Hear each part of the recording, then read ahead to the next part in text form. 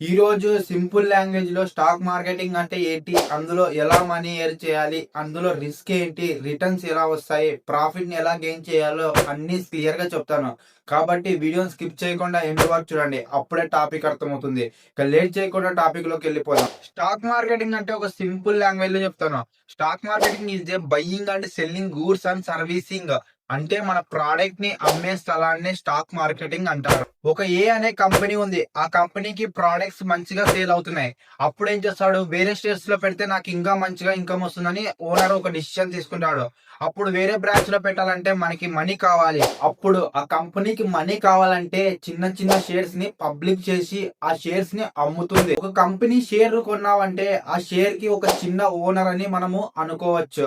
అంటే ఆ కంపెనీలో నీకు కూడా కొంచెం వాటా ఉంది కాబట్టి నిన్ను కూడా షేర్ హోల్డర్ అంటారు. అంటే చిన్న చిన్న కంపెనీసే కాకుండా రిలయన్స్ టెక్, ఇన్ఫినిటీ ఇలాంటి కంపెనీస్ లో కూడా మనం భాగం కావచ్చు, అంటే ఓనర్షిప్ కావచ్చు. ఎప్పుడైతే మనము షేర్స్ కొంటామో అప్పుడు కూడా నువ్వు కూడా ఓనరే అని అర్థం. ఎగ్జాంపుల్ కి రిలయన్స్ లో నువ్వు ఒక షేర్ ను కొన్నావంటే 2500 రూపీస్ పెట్టి ఒక షేర్ ను కొంటే నీకు రిలయన్స్ లో ఒక చిన్న భాగం అవుతావు. నువ్వు రిలయన్స్ లో ఇప్పుడు నువ్వు షేర్ కొన్నావు, దీని వల్ల మనకి ఏం ప్రాఫిట్ అంటే రిలయన్స్ అనే కంపెనీ పర్ఫార్మెన్స్ బాగా ఉందంటే నీ షేర్ వాల్యూ పెరుగుతుంది. అంటే వాళ్ళు ఎంత పర్ఫార్మ్ చేస్తే అంత నీకు ప్రాఫిట్ వస్తుంది. రిలయన్స్ అనే కంపెనీ అంతగా పర్ఫార్మెన్స్ చేయకపోతే నీ షేర్ వాల్యూ తగ్గిపోతుంది. అదే ప్రాఫిట్, రిలయన్స్ అనే కంపెనీ బాగా వర్క్ చేసిందనుకో నీ ప్రాఫిట్ పెరుగుతుంది.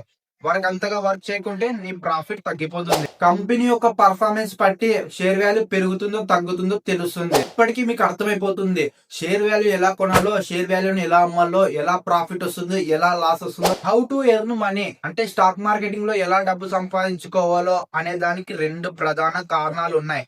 అవేంటో ఇప్పుడు నేను క్లియర్ గా చెప్తాను, వినండి. First one capital gain, second one dividend. Capital gain లో మనకి ఏమొస్తుందంటే నువ్వు ఇప్పుడు షేర్ వాల్యూని చీప్ రేట్ లో కొన్నావు, లైక్ 1000 రూపీస్ లో కొన్నావు.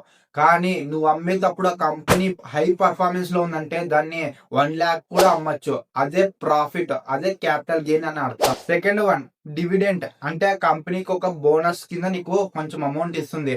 అంటే నువ్వు ఆ కంపెనీ బాగా పర్ఫార్మెన్స్ అయింది అనుకో, నీకు కొంచెం బోనస్ కింద కొంచెం అమౌంట్ నీ బ్యాంక్ లోకి వస్తుంది. అదే డివిడెంట్ అంటారు. నువ్వు షేర్ వాల్యూలో ఉన్నప్పుడే నీకు బోనస్ వస్తుంది. నువ్వు షేర్ వాల్యూని అయితే ఎప్పుడైతే అమ్ముతావో అప్పుడు నీకు బోనస్ అనేది రాదు.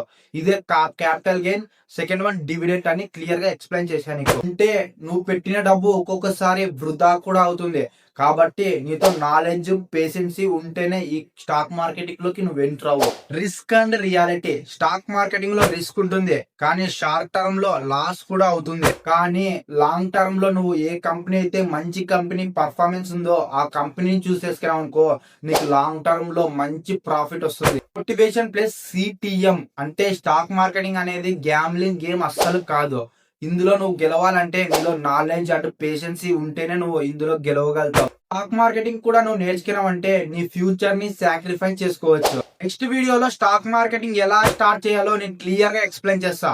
బట్ ఈ వీడియో నచ్చితే లైక్ చేయి, షేర్ చేయి అండ్ సబ్స్క్రైబ్ చేసుకో బ్రో. నెక్స్ట్ స్టెప్ లో మనం అందరం కలిసి గ్రో అవుదాం.